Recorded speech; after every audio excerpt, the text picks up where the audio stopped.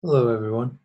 My name is Sarah Wilkerson, and I'm the newly hired Director of Communications at PepsiCo. And unfortunately, one of my first jobs here is going to be a presenting to you all a draft of a letter for a apology for the recent protest-themed Pepsi advertisement. This may look familiar to some of you. Um, First, I'd like to address the scope of this crisis. On Twitter and other social media, there's been a lot of controversy about the protests being used as a means of selling Pepsi.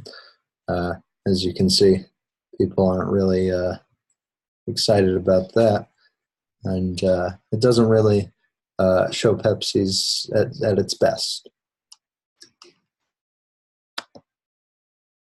So the audience we're dealing with here, as you may have realized from looking at those tweets, is a concerned audience. And there's established ways of dealing with this sort of situation.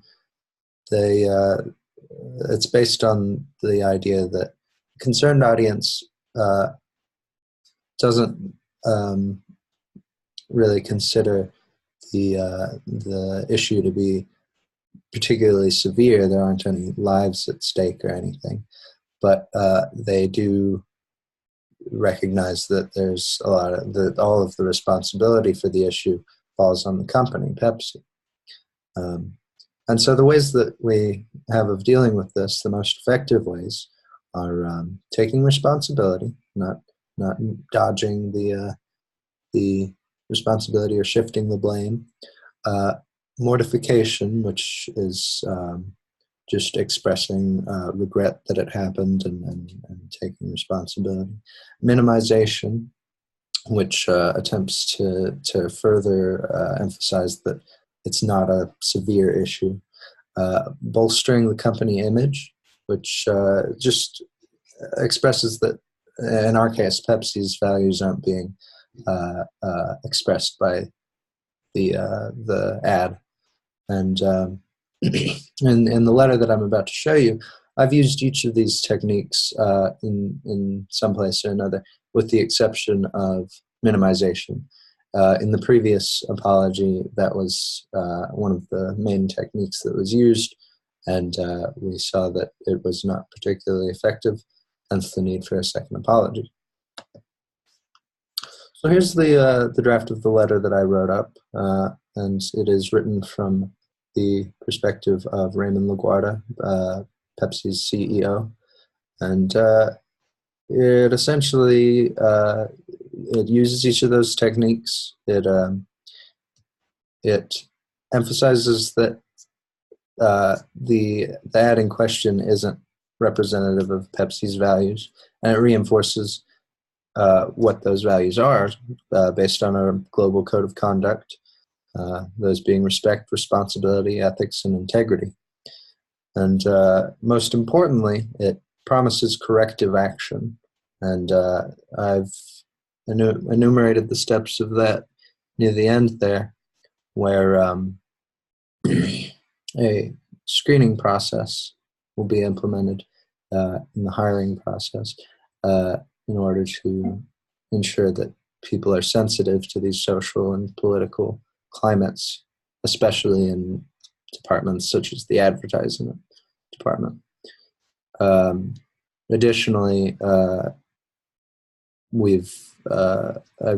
made a commitment to reinforce the company values in order that this sort of issue doesn't occur in any department at PepsiCo. I've taken full responsibility here. I haven't shifted any of the blame, and I have done my best to attempt to bolster Pepsi's image. So here I've written up a little analysis of why the rhetorical choices that I've made here are the most effective ones for this situation. For example, I lead in with an immediate apology. I use personal language, I, you, that sort of thing. And I explain why I elected to take responsibility rather than shifting blame, and why that was the most effective approach. And I go into a little more detail about the sort of audience that we're dealing with here.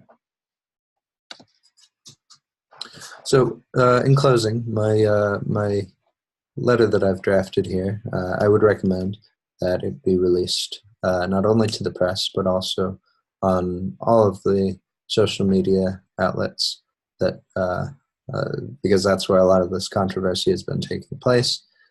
And finally, if possible, in a speech by Raymond LaGuardia himself. And thank you for your time. I hope that you consider this this letter, and either way, I hope that we can move past this and really show people what PepsiCo can bring to the table. Thank you.